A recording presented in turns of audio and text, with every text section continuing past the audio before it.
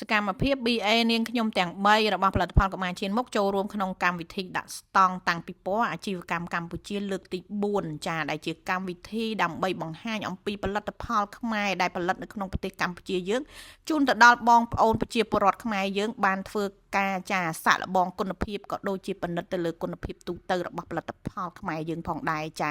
ជាក់ស្ដែងដូចជាផលិតផលកុមារឈានមុខរបស់នាងខ្ញុំចាគឺជាទូទៅរោងចក្រនិងក្រុមហ៊ុននាងខ្ញុំគឺធ្វើការបោះដុំតែប៉ុណ្ណោះចាទៅកាន់បងប្អូនអ្នកចែកចាយទូទាំងប្រទេសប៉ុន្តែនៅក្នុងកម្មវិធីតាំងពីពណ៌គឺយើងមានផ្ដល់ជូនចានៅការធ្វើតេស្តគុណភាពនិងមានការលក់រាយទៅដល់បងប្អូនបានសាក់លបងផងដែរចា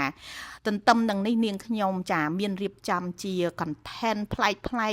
មីសម្រាប់បងប្អូនបានមើលកម្សាន្តនៅក្នុងវីដេអូនេះដូចជាចា BA ស្រីចប់របស់នាងខ្ញុំចាបានខ្លាចទៅជាបវរកញ្ញា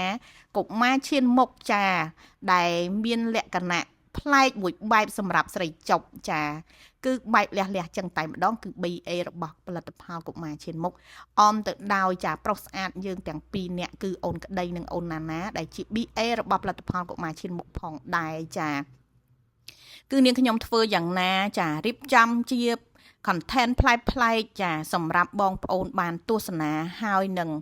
សំខាន់បំផុតនោះគឺបងប្អូនទទួលយកនិងទទួលស្គាល់នៅផលិតផលខ្មែរដែលផលិតនៅក្នុងដីខ្មែរចាផលិតឡើងដោយបេះដូងនិងក្តីស្រឡាញ់ចំពោះប្រជាជនខ្មែរយើងចា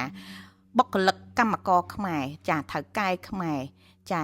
សង្វាក់ផលិតកម្មខ្មែរលុយចូលក្នុងទឹកដីខ្មែរចាដូច្នេះសូមបងប្អូនកុំភ្លេចគាំទ្រនៅផលិតផលខ្មែរយើងទាំងអស់គ្នាណាដូចនាងខ្ញុំតែងតែនិយាយនៅស្ទើរតែគ្រប់វីដេអូថាខ្មែរយើងជួយខ្មែរចាខ្មែរយើងស្រឡាញ់ខ្មែរយើងត្រូវតែចាប់ផ្ដើមរឹងមាំទៅលើគ្រប់វិស័យចាដូចអ្វីដែលយើងធ្លាប់បានជួបប្រទះនឹងការដែលគេមើលងាយមើលថោកខ្មែរយើងចាប៉ុន្តែចាប់ពីពេលនេះទៅក្នុងនាមខ្ញុំជាសហគ្រិនខ្មែរមួយរូបនាងខ្ញុំនឹងតាំងចិត្តយ៉ាងមុតមមចានៅក្នុងវិស័យធ្វើយ៉ាងណាឲ្យផលិតផលខ្មែរយើងកាន់តែរីកចម្រើនលូតលាស់ចានៅក្នុងទីផ្សារប្រទេសកម្ពុជាយើងជារៀងរហូតតទៅចា